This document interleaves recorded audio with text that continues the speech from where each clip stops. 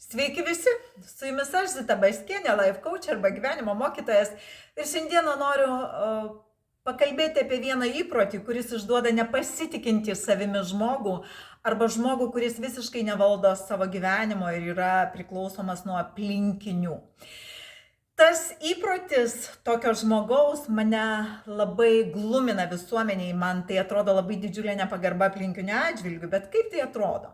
Turbūt kiekvienas esat pabuvę tokioje situacijoje, kuomet mes einam su drauge arba su pažįstamu kažkokiu, arba sėdim kaviniai ir jam suskamba telefonas. Suskamba telefonas, jis atsiliepia ir minutę, dvi, o gal net ir 3 kalba, jūs sėdit šalia. Jaučiatės visiškai idiotiškai. Ir jis tiesiog baigia pokalbį, tada tęsia su jumis. Jūs turit palaukti, ar ne? Koks nutiko įvykis vakar? Aš skambinau baldininkui meistrui, kuris montavo mums spinteles, norėjau pakalbėti ten apie likusius darbus. Jis atsiliepia, aš su juo kalbuosi, prakalbu taip pat kokias 2 minutės, tada jis man sako, aš nelabai galiu kalbėti. Ir aš pasijaučiau kvailai, nes aš suprantu, kad jis pasakė pas klientą, aš jį sutrukdžiau, aišku, baigiam pokalbį. Kaip būtų smagu, jeigu tas žmogus būtų atmetęs mano skambutį ir perskambinęs, kai baigs. Ir aš jausčiausi gerai, pagalvočiau, o, meistras užimtas, turi daug darbo.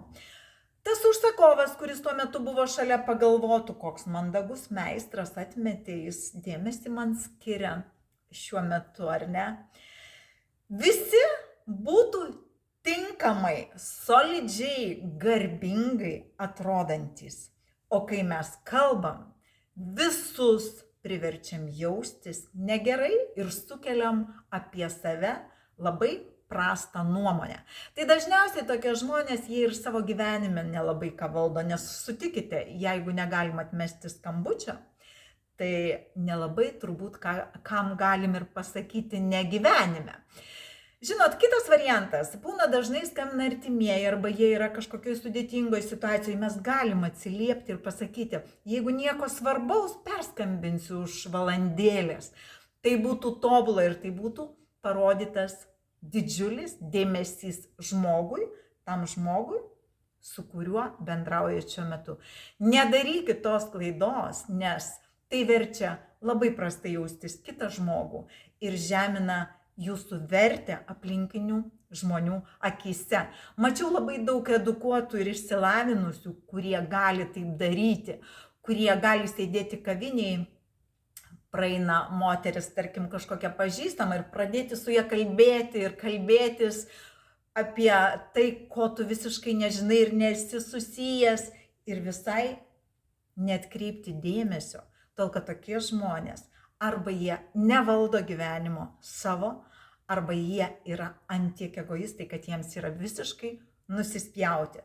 Ir tas yra minusas, bet jeigu jūs taip elgiatės arba kažkas iš jūsų pažįstamų taip elgiasi, persiųskit video. Mūsų visų tikslas – augti ir tobulėti. Tai ačiū Jums už dėmesį.